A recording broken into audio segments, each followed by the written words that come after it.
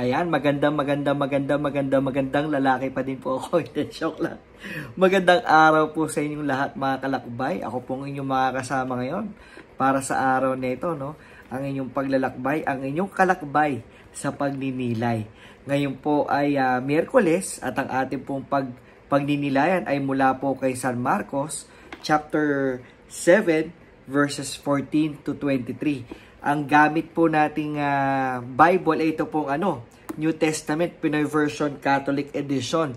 Pero kung mas gusto niyo po pag-aralan yung tungkol sa Biblia, ang suggestion ko po, you may wanna download or get yung version ng RS, Revised Standard Version, Catholic Edition, o kaya po yung New American Bible Revised Edition na Catholic Edition din po. Meron din po NLT na Catholic Edition. Okay? Bakit mahalaga Catholic Edition? Sandali, doon naman talaga galing yung Bible natin, di ba? Sa mga Katoliko. So, handa ka na bang magnilay? Handa ka na ba sa maglakbay sa ating pagdinilayan sa araw na ito? So, ready ka na ba? Pero bago ang lahat, syempre, magdasal po muna tayo. Sa ngalan ng Ama, ng Anak, at ng Espiritu Santo.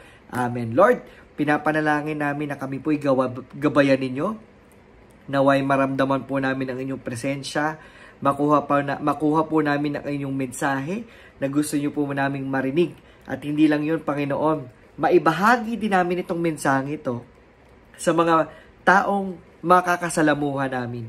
Sa kung anumang paraan, mapa-online man yan o face-to-face, maibahagi namin itong mensahe, pag-ibig at ang iyong grasya para po sa kanila. Naway maging instrumento din po kami ng inyong pagpapala sa aming kapwa. Lahat ng ito, dinadalangin namin sa pangalan ni Jesus. Amen. Ayan. Ang ating po pagdinilayan ay pagbasa mula po kay San Marcos chapter 7 verses 14 to 23. At sinabi nga po dito, tinawag ni Jesus ang mga tao at sinabi niyang, makinig kayong mabuti at intindihin niyo ang sasabihin ko. Hindi kayo nadudumihan ng mga bagay na pumapasok sa katawan ninyo, nagiging madumi kayo dahil sa mga bagay na lumalabas galing sa inyo. Makinig ang may pandinig.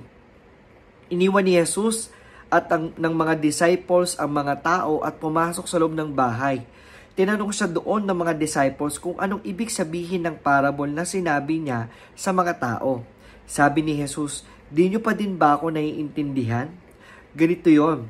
Hindi nakakarumi ang mga bagay na pumapasok sa isang tao dahil dumidiretso lang ang pagkain sa tiyan at lumalabas din sa katawan. Hindi yan napupunta sa puso. Ang ibig sabihin ni Jesus ay pwedeng kainin ang lahat ng pagkain. Sabi pa niya, ang mga bagay na galing sa puso nyo ang nagpaparumi sa inyo. Dahil sa puso nyo, nanggagaling ang mga masasamang pag-iisip, pagiging immoral, pagnanakaw, pagpatay ng tao. Pangalawa, pagiging sakim, paggawa ng masama, pandaraya, kalaswaan, pagkainggit, paninirang puri, kayabangan at kalokohan.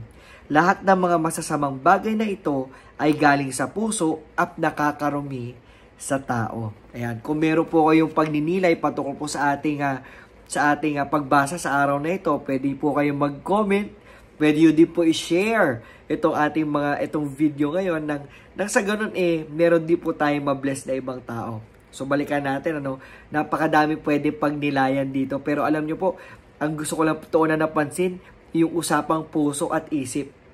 'Di ba? Meron pagdating sa pag-ibig, ano ba dapat ang sinusunod? Isip o puso? Yung iba sasabihin puso, yung iba sasabihin, 'di ba? Isip. Pero sa ating sa ating pong pagbasa ngayon, para bagang binabanggit ng Panginoon yung puso nagda-drive, kumbaga dinadrive niya yung isip natin, di ba? Usually kapag meron kang nararamdamang hindi maganda, nakakaisip ka tuloy ng mga hindi di magaganda.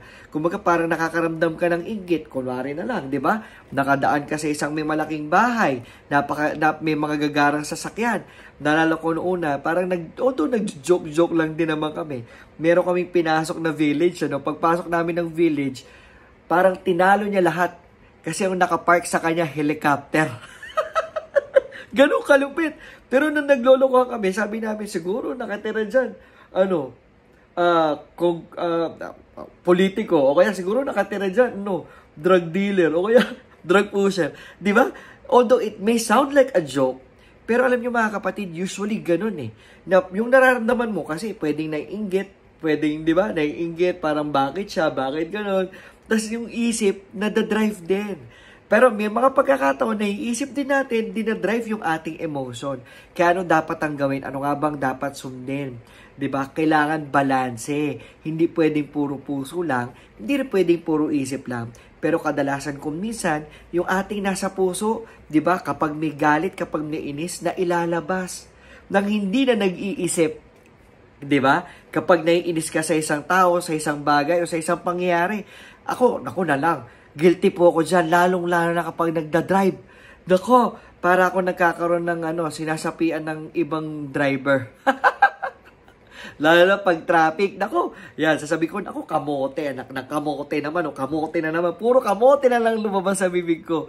At minsan may konting kakainis naman. Yan, nakakalimutan ko, wait, kalma. Diba? Bakit? Kasi yung emosyon nang galing sa puso, lumalabas tuloy sa bibig nang hindi maganda. Para bagang kine-curse ko na yung tao, imbis na minibless ko. Although lagi ko naman binabanggit, diba? Hindi ko alam kung narinig mo na. Pwede pa rin naman magalit, pero sabi mo, God bless you! Pero alam nyo, nakakatawa. Hanggang ngayon po, pinag-aaralan ko pa rin. Pilit ko pa rin pinag-aaralan na kung saan yung tinatawag na pause and give of the gap.